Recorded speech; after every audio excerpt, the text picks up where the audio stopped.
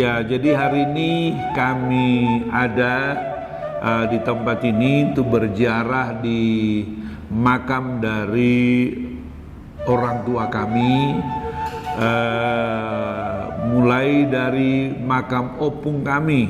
Di sini opung kami Raja Union Marbun dimakamkan dengan ayah kami Pendeta M. Marbun dimakamkan di tempat ini, dan kami telah rapikanlah makamnya beberapa tahun yang lalu supaya kami bisa datang ke sini, dan juga tentu keturunan-keturunan dari opung kami dan orang tua kami ini bisa datang ke sini untuk melihat katakanlah asal-usul mereka dan di mana orang tua mereka ditinggalkan.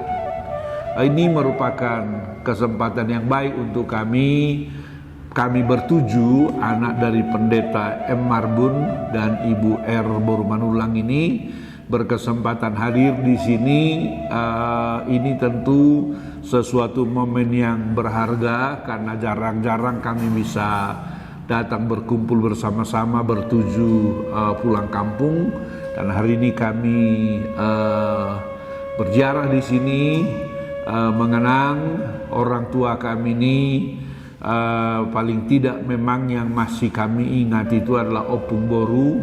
Opung Boru ini dulu sangat sayang kepada saya karena saya adalah cucu laki-laki pertama setelah anak dari, maksudnya dari bapak saya karena setelah kakak saya 3 lahir perempuan, katanya dulu mereka berdoa secara khusus dan akhirnya lahirlah saya sebagai cucu laki-laki pertamanya dari bapak saya, sehingga opung saya ini sangat sayang kepada saya dulu. Saya masih ingat, mungkin saya belum bersekolah itu masih ingat bagaimana opung ini memperlakukan saya waktu itu luar biasa. Setiap kali dia masak pasti dia akan panggil saya lalu suruh makan di rumahnya. Dan kalau dia pergi ke sawah, dia dapat ikan di sawah, ikan ikan gabus gitulah. Tapi kemudian di sini diberi nama bagitok, ikan bagitok.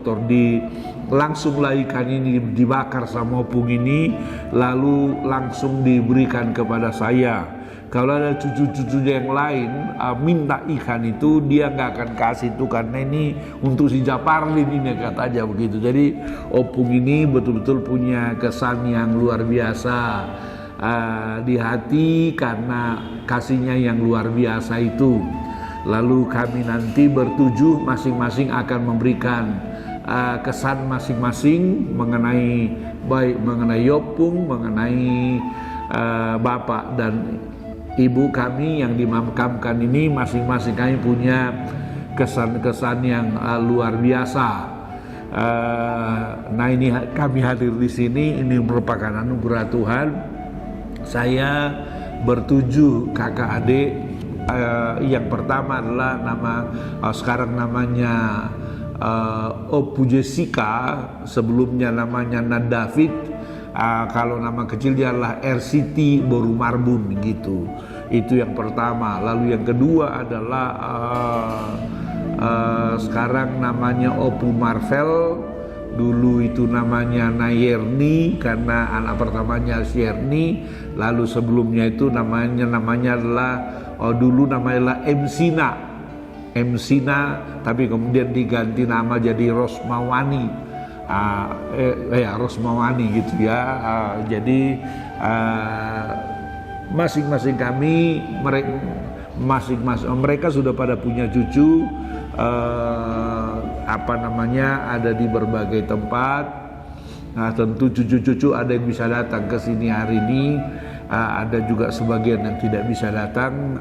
Ini adalah merupakan anugerah Tuhan. Lalu yang ketiga adalah Saidur Marbun.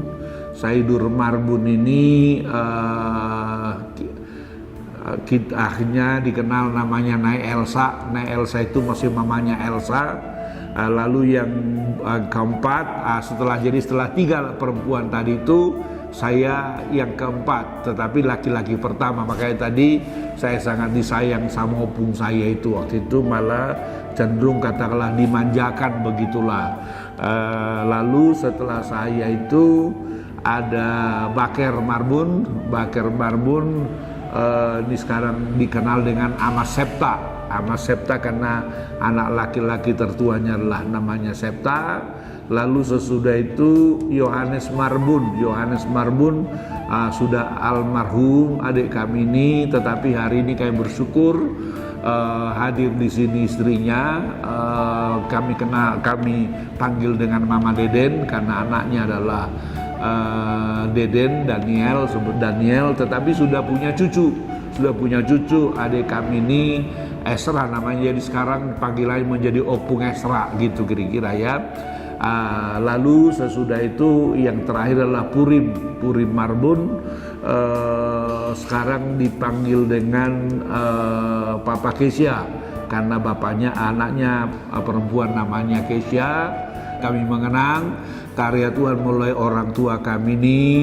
Dia adalah seorang hamba Tuhan yang mengabdikan diri secara luar biasa kepada Tuhan. Dan puji Tuhan kami lihat bahwa apa yang firman Tuhan katakan bahwa anak cucu orang benar tidak akan ditinggalkan.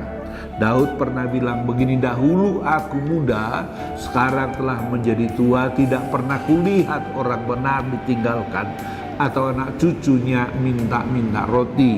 Itulah yang kami lihat dan kami rasakan dalam keluarga kami, bahwa keluarga kami diberkati Tuhan dan kami terus berdoa supaya makin diberkati Tuhan. Bahkan lebih daripada itu, kami berdoa supaya Tuhan pakai kami menjadi alatnya melayani Tuhan, seperti panggilan Tuhan kepada orang tua kami ini yang dimakamkan di sini, sehingga nama Tuhan dimuliakan. Saudara silakan tonton video ini selanjutnya, karena ini mengisahkan kisah-kisah inspiratif yang luar biasa. Mantap. Maragat, Marbibi, Ido, Marbibi. Jadi hamat ini bibiku di Alang Uluk. Ido di Alang Uluk. Jadi Tanggulon olo. Di bondo uluk Ido tong bibiokan. Babang itu ada setiang uluk. Nah lucu dah pamate hai muluki. Dibuat mah tong bibi siap butuh ni uluki. Bailok pemse. Ini palo tuh kan.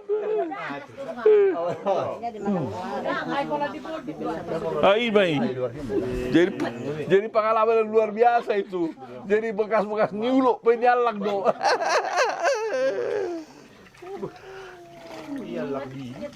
Berger tunggu lagi. Pulang nahin nama malanggoi Ido. Do luki dia lah. Dah, bolok pada tong hai. Lagi bawa tu selang tong. Motor petikir selang. Ido. Bolok pada tong Dari yang selang. Ini kan namanya RCT kan. Ini MC nah. Ido. Kalau lihat betul. Maksudnya hengin nak sai udur dangi. Tapi sai udur maksudnya sai udur. Perempuan. Ini untuk kalian semua adik-adikku, karena saya kan kakak paling gede. Yang paling tahu dulu ceritanya opung kita, Opung Boru Nainggolan, tentang opung doli kita. Almarhum, dua-duanya emang udah almarhum. Raja Union. Dulu waktu saya sekitar umur 12 tahun. Pernah dia bawa ke tempat lokasi sawah kita dan juga kebun kita, pengakuan Opung Boru Nainggolan. Itu lokasinya di daerah sungai. Namanya lokasi sawah tersebut. Nah, pernah cerita ke saya waktu bawa jalan-jalan. Ini nama saya kan Siti. Ini Siti, sawah kita sampai ke sana dulu katanya. Terus kebun darat kita ini juga sampai ke sana dulu. Sawahnya ke arah Siborotan sampai ke sana dulu katanya. Sibalanga bilang. Sampai ke Sibalanga juga. Darat ini juga punya kita katanya. Terus waktu itu kan saya tanya, terus Opung kenapa jadi punya orang ini, sawah kita seluas begini. Sekarang cuma sedikit yang ada di dolok-dolok, kata saya di waktu itu kan. Kenapa yang cuma sedikit itu? Yang bata galangannya juga kecil-kecil. Toh ini bagus-bagus banget, kenapa jadi punya orang, kata saya tuh. Terus dia bilang, gini nih katanya, opung doli kamu ini parjuji langis katanya, juaro. Terus bagaimana tuh? Habis dijualin katanya ke orang, dipakai buat judi uangnya katanya. Makanya bapak kamu ini masih kecil, bapak tua kamu ini juga masih kecil, belum sekolah. Ada orang keluarga, katanya keluarga dia, pernah mau dibawa. Kalau mau dibawa, yang ini yang nomor 1 aja. Bilang bapak tua kita almarhum. Yang nomor 1 ini aja boleh. Tapi kalau yang busu saya ini jangan. Karena ini teman saya kemana-mana. Ini anak saya, ini boru saya katanya. Kalau yang 1 ini, yang busu ini nggak akan saya kasih. Itu cerita opung kita dulu baru nenggolan. Nah, terus opung kenapa gak dikasih bapak saya? Kan di bapak saya. Saya emang nggak mau kehilangan dia katanya. Kenapa opung kan? Kalau dulu disekolahin bapak saya mungkin udah orang pinter dong gitu. Terus opung bilang, enggak, kan dia masih kecil waktu itu. Belum sampai 6 tahun udah diminta katanya. Terus ya kan tadinya opung kan nggak bisa sekolahin. Terus itu pemilik kita kan bisa. Enggak, saya nggak mau. Itu anak saya satu-satunya yang saya anggap, itu baru saya juga satu-satunya. Bapak tua kamu juga nakal. Nakal katanya. Borunya gitu. siapa? Maksudnya bapak-bapak kita almarhum ini itu yang dia anggap sebagai anak dan juga sebagai borunya. Makanya opung kita almarhum, ada keluarga kita minta mau disekolahin, nggak mau ngasih. Tapi kalau bapak tua almarhum mau dia ngasih. Tapi orang yang minta nggak mau bapak tua kita, yang maunya bapak kita almarhum gitu. Tapi opung nggak ngasih. Opung nggak ngasih karena dia opung anggap bapak kita almarhum, dia yang paling nurut sama dia. Makanya dia bilang, ini anak saya, itu juga boru saya. Jadi tolong saya nggak akan ngasih, katanya. Gitu ceritanya yang saya tahu dulu tuh. Nah, Tapi yang dianggap borunya opung boru setanggang. jadi Nunggu ditungan. yang Yang Naboru itu dulu ya. Saya masih ingat itu. Naboru Nasiding. Iya. Karena dia memang nurut sama dia juga gitu. Sekalipun gak boru kandung. Gitu. Itulah ceritanya. Iya. Itu ceritanya tuh. Jadi makanya bapak kita ini gak jadi sekolah kayak kalian-kalian karena opung kita gak kasih gitu dong. Jadi itu cerita mengenai opung itu. Ya. Oke. Pak pindah menjadi udah James. Pak mau jauh dekol bagaimana Raja Unio nih ceritakan. Kini Raja mana Pak Mejo? Pakai bahasa Batak Indonesia. Bahasa Indonesia lah supaya nanti. Dia mengerti lancar lain-lain. Jadi kalau ceritanya opung kita ini setelah kita telusuri kenapa dia disebut opung Raja Union Marbun. Dulu sebelum Lumban Karyara pindah ke tempat sekarang itu dulunya di sini. Ini perkampungan dulu ini. Ini sini itu. Ini perkampungan. Perkampungan khusus HKBP. Nah, setelah pindah HKBP dari sini ke tempat sekarang, pindahlah HKBP itu sekitar tahun 1912. 1915 pindahlah juga Lubak Karyara dari kuburan ini, dari tempat ini ke jalan raya. Pinggir jalan raya. Nah, itu ceritanya. Jadi disitulah opung kita ini raja, cuman Lumban Haryara itu belum dipestakan jadi Lumban Haryara. Tapi sudah opung kita ini yang menyandang raja di situ. Gelarnya raja, sudah raja di situ. Jadi segala sesuatu yang berurusan dengan adat istiadat itu adalah opung kita ini yang memegang. Tahun 1915 sampai berkelanjutan sampai tahun berapa itu, lama lah itu. Nah, tahun 1979 datanglah neneknya si Perius ke Lumban Hariara. Jadi makanya seringlah ditinggal opung ini dulu kampung kita ini. Makanya yang mengerti tentang Ulaun Harajaon atau Ulaun adat Batak, dia yang mengerjakan di situ. Nah, makanya dari situ dulu, dari 17 Harajaon kepala nagari Sihikit, dialihkanlah ke orang tuanya Perius. Jadi makanya opung kita dulu, opung ini dulu meninggalnya cepat. Ayah kita dulu sekitar umur 4,5 tahun lah, opung ini sudah meninggal. Nah makanya jadi nggak bisa dilanjutkan, dan pernah juga itu tahun 69 Lumban Hariara ini berperkara dengan orang tua kita, dengan mereka. Nah karena itu dituntut ayah kita bahwa itu Lumban Hariara itu adalah milik daripada Raja Union. Nah makanya diteruskan sama anaknya Pendeta M. Marbun. Nah itu ceritanya itu dulu, cuman sekarang ini sudah nggak kepikiran lagi untuk ke situ. Tapi yang jelasnya kita harus sebetulnya silsilah daripada kita orang Batak atau keturunan dari opung kita ini, harus kita tahu bahwa Lumban Hariara itu adalah kampung dari nenek kita sendiri. Bukan nenek orang lain, kita sendiri yang punya itu. Nah itu yang kita ingat dari cerita mama dulu ke saya waktu masih mama hidup. Pernah diceritakan dulu bahwa perjalanan kampung Lumban Hariara ini adalah awalnya dari dulu Siala, terus ke Gadong Baribasi balik, terus ke sini, dari sini baru pindah ke sisi jalan raya. Jadi tiga kali pindah itu perkampungan kita. Terakhirlah di Lumban Hariara, itulah dinamai Lumban Hariara sekarang ini. Nah itu yang pernah diceritakan orang tua kita, bahwa mengenai Lumban Hariara itu adalah kampung dari nenek kita sendiri. Nah itulah yang kita dapat cerita dari orang tua kita dulu. Nah jadi anaknya Raja Union ada dua. Ada pendeta, ada Bapak Tua Syakangan, Opu, ya, Opuarjo Marbun, dan kedua Opu Krista Doli. Nah itu anaknya. Kalau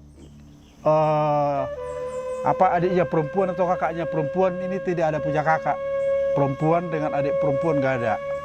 Cuman mereka berlahir dua laki-laki. Nah, dan opung kita ini juga tidak ada kakaknya perempuan dan tidak ada juga adiknya perempuan. Jadi opung kita Raja Union ini kakak adik berapa orang? Cuma dua. Enggak, kalau ini kan opung Raja Union. Begini ceritanya ini begini. Kalau opung kita Raja Union ini ada 6 bersaudara, tapi 2 mama. Dua mama. Jadi dari yang mama pertama itu ada 3. Bapaknya siapa namanya? Bapak Raja Union. Kurang tahu saya bapaknya Raja Union. Sekarang dibilang kan Opung Manusang. Opung Manusang lah, Opung Manusang. Manusang lah bapaknya. Opung Manusang lah bapaknya. Anaknya 6. Perempuan 2. Yang nomor 1. Yang paling tua itu orang tuanya Abang Sidarmi. Yang kedua orang tuanya Abang Sijauli. Yang ketiga kita. Yang keempat orang Barus. Orang Barus si Iqbal. Yang kelima adalah orang Jaji, si Tupal. Yang keenam udah Pertep. Dan adiknya udah Pertep, perempuan, ada 2 orang perempuan, 1 Syaritonang, 1 Simamora. Simamora si Rusman yang di Barus. Syaritonang yang di Orang Gajang. Itulah keturunan dari Opu Manusang. Ada 8 bersaudara, 6 laki-laki, 2 perempuan. Jadi yang 3 anaknya yang pertama itu tidak ada punya adik perempuan, tidak ada punya kakak perempuan. Oh. Nah, jadi itu yang kita dapat ceritanya dari orang tua kita, bahwa kita juga ditinggalin silsilah itu supaya kita teruskan dengan keturunan kita nantinya, supaya seluruh keturunan kita dan mengerti dan tahu siapa nenek mereka. Dan mungkin sesekali nanti kita pulang berziarah ke sini, kita bawa anak-anak semua, bahwa asal mulanya kita adalah dari Raja Union, terus ke Pendeta Marbun, terus lagi ke kita, terus lagi ke anak-anak kita. Itulah silsilah-silsilah yang bisa kita teruskan kepada anak-anak kita. Nah, itu aja. Oke.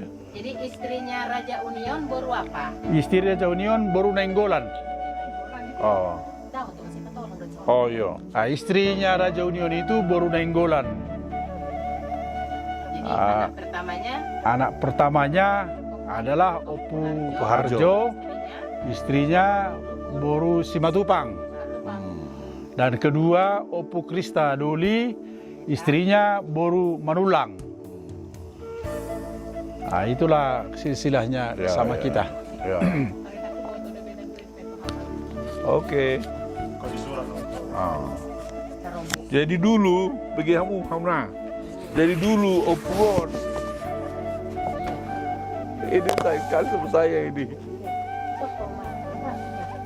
Jadi saya dulu selalu tinggal sama dia ini. Yang lain-lain kan enggak. Makanya dulu saya tinggal sama dia terus di rumahnya, sekarang di rumahnya, samping rumahnya istri sosial itu kan dulu kan. Jadi itulah dulu rumahnya. Ya. Jadi saya dulu selalu tinggal sama dia. Jadi kalau dia ada ikan dikasih sama saya. Mereka gak dikasih. Mereka gak dikasih ya. Itu dia. Oh, belum ada dia. Bang Goroyana yang bisa aku sampai dulu ya. Nama saya kan Emsina. Kalau opung ini selalu manggil saya Emsina. Sini dulu, makan. Kasih dulu ini ikan untuk Japandi. Jadi Tapi- ada ikan idlean. Tapi kalau waktu mau meninggal ini, sahabat saya lah dititip. Ada padinya 30 liter, Oh. ada uangnya entah 600 rupiah itu. 600 rupiah. Dibilang lah saya, inilah uang opung, peganglah. Ada utangku, kasihlah. Oh. Itu. Nanti selebih-lebihnya kasihlah dulu sama Itomu Siseu, sama Oh. baju panas. Oh. Itulah dibilang sama saya. Itulah pesan-pesan terakhir opung ini sama saya. Opung baru Nenggolan. Baru Nenggolan. Memang opung kami ini sangat sayang sama kami. Setiap memasak dia panggil. Ini dibagi-bagilah sedikit, ada ikan asin satu, dijubitinlah sedikit-sedikit gitu. Itulah opung ini. Tapi kalau pesan opung ini nggak bisa mencuri. Itulah pesannya sama kami. Begitulah. Kira-kira saya demikian Itu lah. dia luar biasa itu. Kalau si Pesannya. Paitoki cuma dikasih apa? Kalau si Paitoki itu Cuma dikasih sama Japarlin lah. Gantung Paitoki kan. Iya. biar politik Kalau kita dia dapat datang dikasih dari tahu. ladang dibawa itu, ayo Parlin, ini ikannya. Gitu. Ya. Gitulah. Itulah. Itulah mengenai opung ini. Kalau opung kan masih sempat kita ingat lah ya. Iya. Meninggal mungkin dia kira-kira saya udah umur berapa itu? Mungkin udah umur. Masih aku, Iya. sedangkan aku masih kelas 4 SD. Iya, pokoknya Kecil emang. masih kecil lah, masih Kecil. kecil. Oh iya. Masih Itulah masih kira-kira. kelas 4 SD ya. Oh, iya. Opungnya burjuri. Iya. Terakhirnya Inong mau dipanggil Tuhan. Seminggu itu dia nggak makanan yang dia makan yang masa mudanya seperti itak gurgur. Jadi setiap malam dia makan itak gurgur. Selalu saya kasih karena saya dulu tiap pagi jual lapet. Jadi kalau dia mau minta, langsung dipanggilnya si Moses, Budan, udah bikin lapet mamakmu, katanya. Iya Opung, minta, katanya. Saya kasih, selalu 2 genggam aja, 2 pohulnya saya kasih. Lapet apa itak mentah itu, itak mentah. Dia dulu katanya kalau mau bikin palakani babi harus ditumbuk di situ katanya beras. Baru dicampur gula sama kelapa. Baru dibawa lah itu katanya ke depan rumah. Dipanggil lah orang-orang, Huje, katanya, Huje. Nah, terus datanglah itu tetangga, dikasihin lah itu satu genggam, satu pohul, jadi habis itu. Jadi kalau Inong ini nggak bisa saya ikutin apa yang dia laksanakan dulu, diceritain sama saya.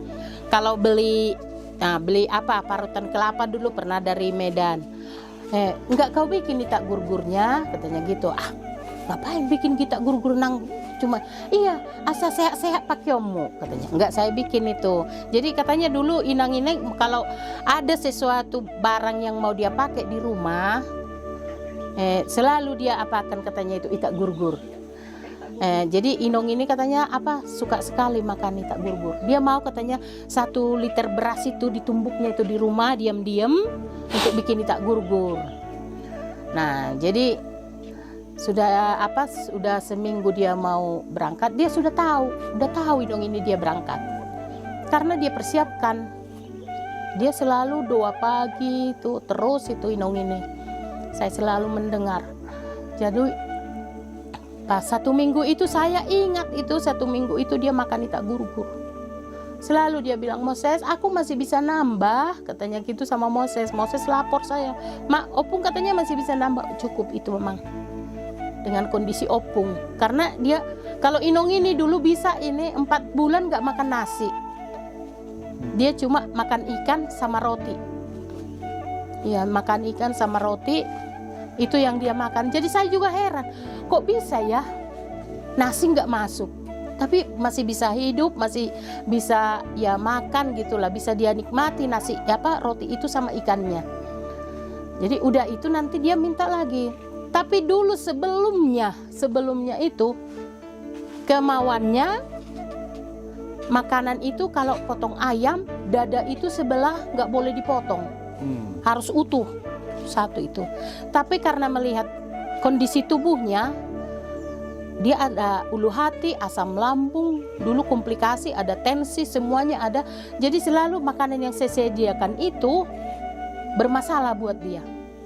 Jadi selalu dia kalau udah saya suguhin nasinya, dia marhata mekmet sama saya. Tahu marhata mekmet? Oma terus balen lang aku. Ima iroko kuau. Tua hamon. Gitu dia ngomong sama, tapi saya diem karena tapi saya sudah 1 tahun datang dia bilang, Mak Septa ngamago biate acik ni butuh haki nak kacik be butuh aku inna.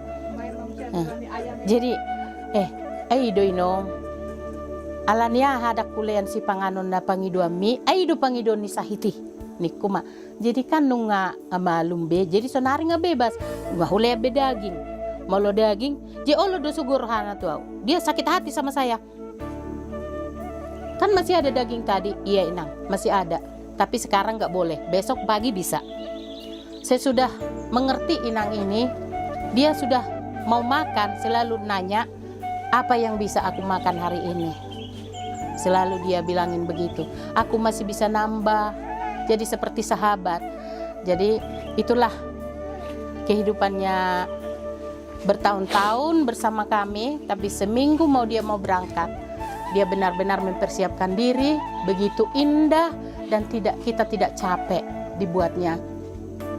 Seminggu itu apa yang dia yang dia sukai makanan ya kita sediakan. Tapi di hari terakhir dia pas hari Jumat pagi, Punopaldi masih datang ke rumah, dibuka horden kamarnya, tidurnya Inong katanya. Dia pergi ke Gadong Bariba. Nah, tapi saya pas jualan pagi nggak tahu ya itu saya bilang itu dipersiapkan Tuhan semua. Saya jualan marbeko kue ke Simpang 3, biasanya saya jam 8 belum habis kueku. Ini semua habis kueku ini, tapi saya biasanya belanja ke kampung, tapi saya nggak belanja, saya pulang terus ke rumah. Saya buka kamarnya, Mbak, saya bilang gitu, Dong, ngasih rapan, ho? Enggak. Saya enggak lagi. Kenapa? Ini udah sesak. Kenapa sesak? Inong udah mau berangkat, saya bilangin gitu. Iya. Loh, kenapa tadi malam diizinkan anaknya ke Kisaran? Kenapa nggak dilarang minggu lalu? Dibilangin nggak usah kamu pergi. Inong bilang nggak pergi.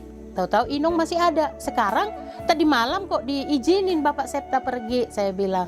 Terus ditanyain semua, udah mau berangkat Inong? Saya bilang iya. Katanya, ayo Inong kita berdoa. Saya bilangin gitu. Kami berdoa. Terus udah selesai berdoa, datang si Claudia, ayo kita bersihin Inong. Saya bilang, datanglah Claudia, diangkatnya lah opungnya. Dia menangis, Opung kamu sudah ringan kali Opung, katanya. Inong kan panjang, jadi diangkatnya begini. Inong, Opung kok udah ringan Opung, katanya gitu. Udah kita bersihin, kita bajuin dia, saya selalu berdoa, saya WA semua, Amang, Adek sama Eda semua, kondisi Inong sudah begini. Jam 8:30 itu kejadian.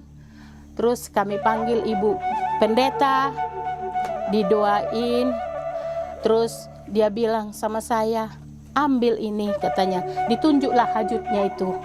Masih dia, saya ingat itu. Ini, apa ini Inong? Saya bilang, saya peluk. Ini Inong, saya maku Inong. Iya. Oh, saya simpan di situ.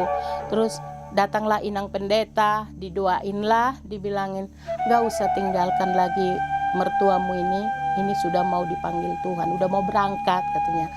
Jadi Mama Aldi datang ke rumah, dia takut, dikiranya opungnya itu BHB. Dia nggak berani masuk ke kamar. Nah, jadi orang pas di situ, orang panen di situ di rumah, di depan rumah itu jemur padi semua. Tapi nggak saya bilangin, nanti jadi ribut.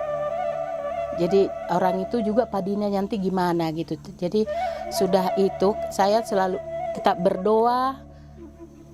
Saya bilang, saya ambil air putih. Saya ingat itu. Saya ambil air. Inong, inilah air putih dari anakmu yang paling tua ya, Amang Krista. Inilah dari Bapak Septa sama anak-anak semuanya. Inilah dari Purim, Mama Deden, Purim, sampai lagi sama Eda-Eda semua. Saya kasih itu, diminum, selesai minum, ya sebentar lagi dia langsung tarik napas 3 kali, habis dia berangkat dengan tersenyum. Itulah dia berangkat menghadap Bapa di surga. Oke, luar biasa. Oke. Oh ini bagaimana pengalaman Nito ini? Langsung ini? Iya bisa. Ya. Kalau pengalaman saya bersama dengan Mama Opung Krista Boru ini, pernah di Sidikalang tinggal sama kami selama 3 tahun.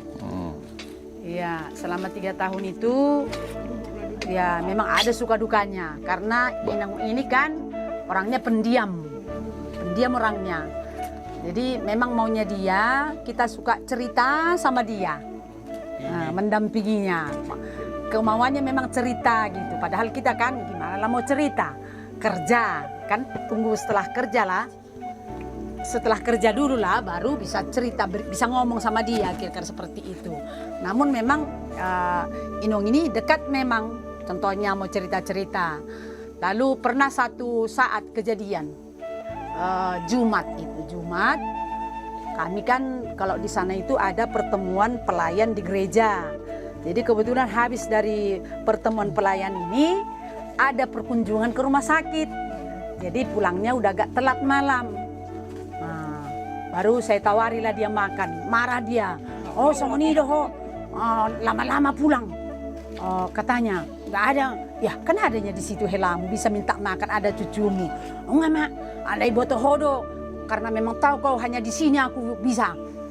Katanya gitu sama aku kan, enggak lah, enggak begitu. Ido, karena di rumahmu ini kau kira aku ada, gitu kau. Katanya gitu sama saya. Jadi memang hanya sebatas itu. Jadi tepat pada 2009 ya. 2009 udah tahu dia bahwa Ito Septa udah kembali ke Parbutihan. Kalau nggak salah itu kurang lebih bulan-bulan 11 lah.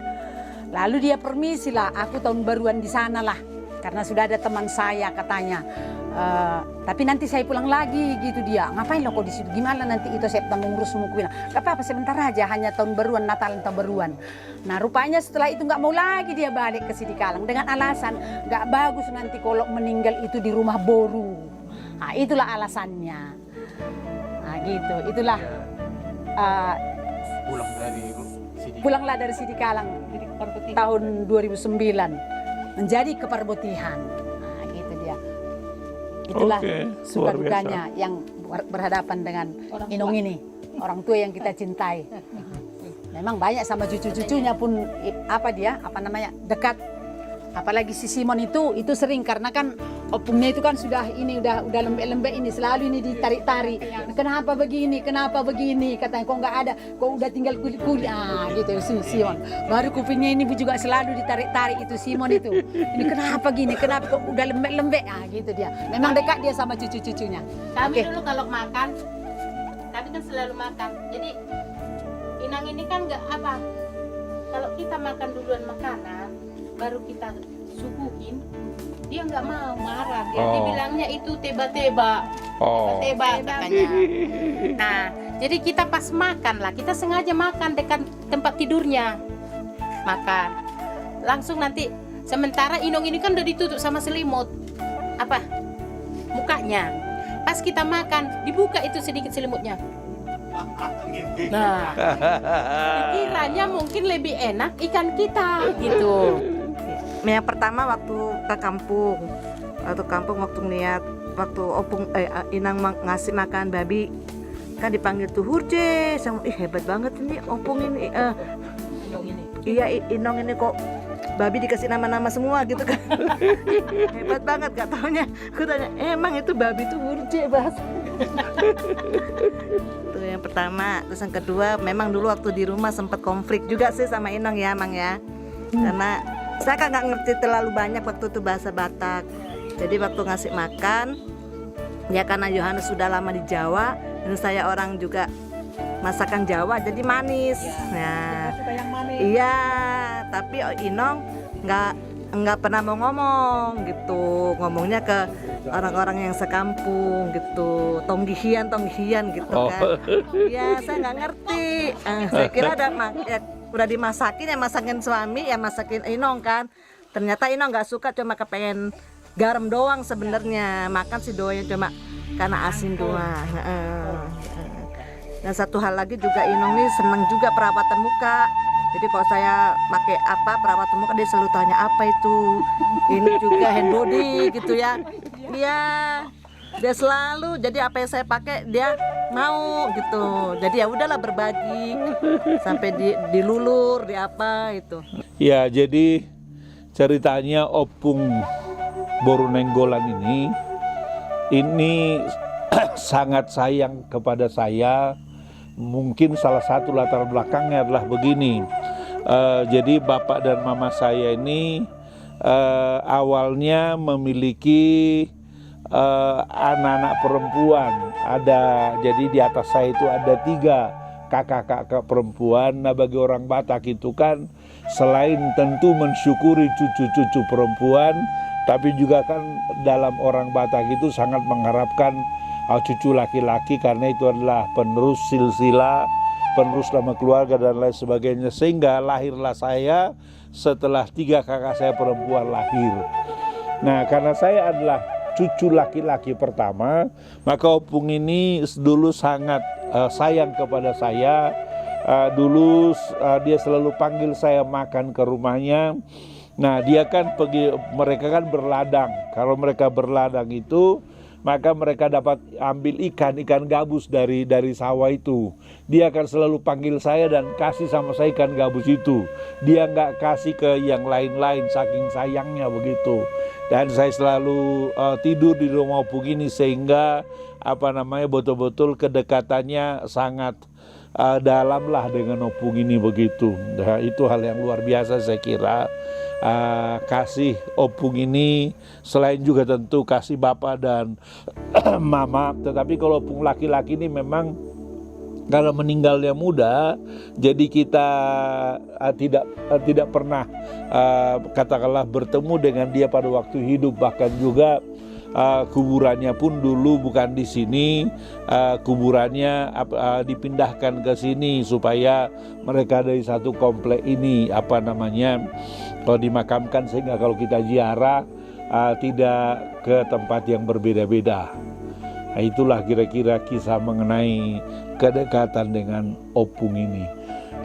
Ini opung ini namanya Raja Union Marbun, karena memang dia adalah raja pada saat itu, sehingga namanya adalah Raja Union Marbun. Istrinya Boru Nainggolan. Saya masih ingat waktu itu malah dia ini sayang sekali sama saya.